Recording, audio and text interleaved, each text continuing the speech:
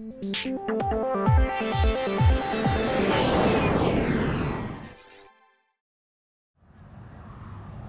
787-9 from Boeing has been one of the stars of the Farnborough 2014 Airshow.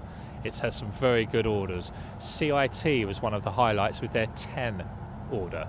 Now, will that play out to extend to further lessors in the future? We'll have to wait and see. But what we can say is that this is a cracking aircraft and it will receive very strong orders in the near future.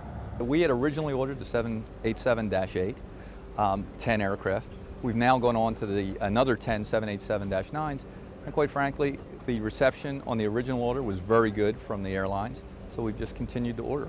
Obviously, the -9 is higher capacity airplane, longer range. We think it fits a great market segment. Well, John, I want to thank you again for extending our partnership. It's appreciated.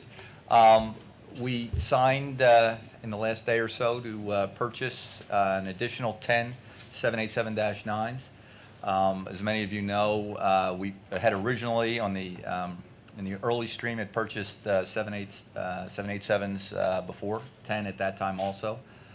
The aircraft has been a terrific aircraft. There's been the customers have loved it, and the airlines have voted, and they certainly have shown a lot of interest, and the leasing ability on the aircraft has been great.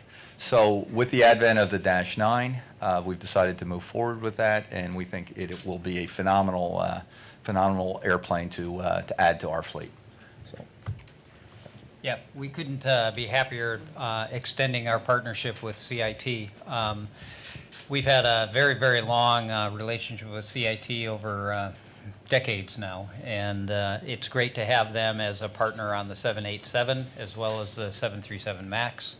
And we look forward to additional business in the future. But bringing this up to 20 airplanes now really gives them the opportunity to be one of the large players in the 787 going forward, and we're really pleased to continue. So, and the -9 is going to be a great addition to your portfolio. This is where I excel. Yeah.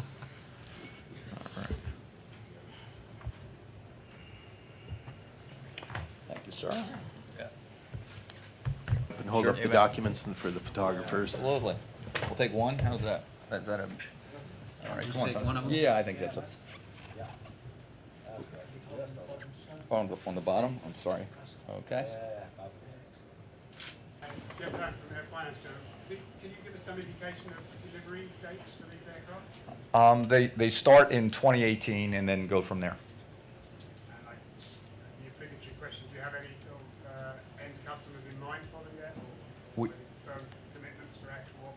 We have no firm commitments, but we have several people in mind, as you can imagine. The interest in the airplane is high. You can see that in the number of orders for the 787, both from leasing companies, but specifically from airlines.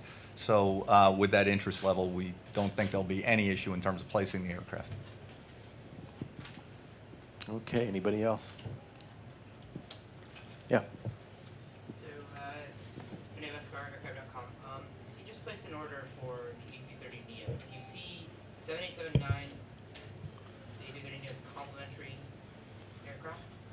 Well, complementary is an interesting word in this situation. They're certainly competing airplanes. Through the years, I've learned a few things.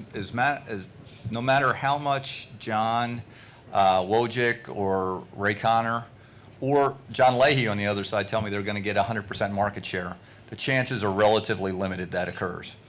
So We try. You do try. You've worked diligently to do that. So given that, we think it makes a lot of sense to have a diversified portfolio. It's a spread of risk. Our job is to make sure that we have the right product for the customer when they want it.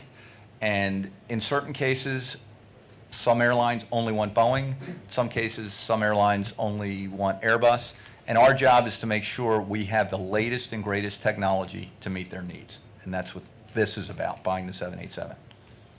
As much as I like John and agree with him in a number of issues, this is not one of those that we agree. I do believe that 330CO has a lot of legs left to it. It's proven to be a good airplane, and I think you can look at other good airplanes as an example. The 767.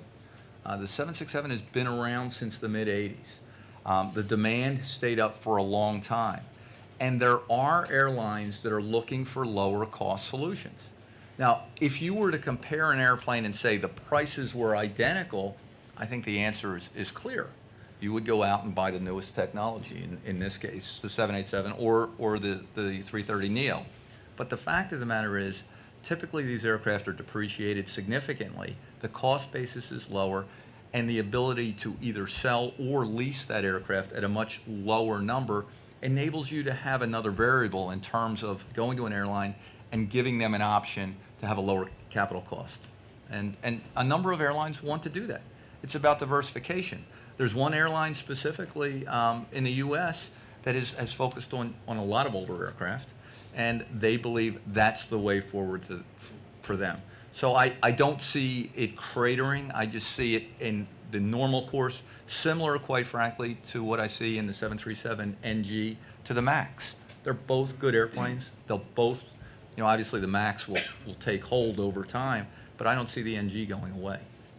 There's a lot of operators that love the airplane and will continue to utilize that airplane for probably the next 20 plus years. Any other questions?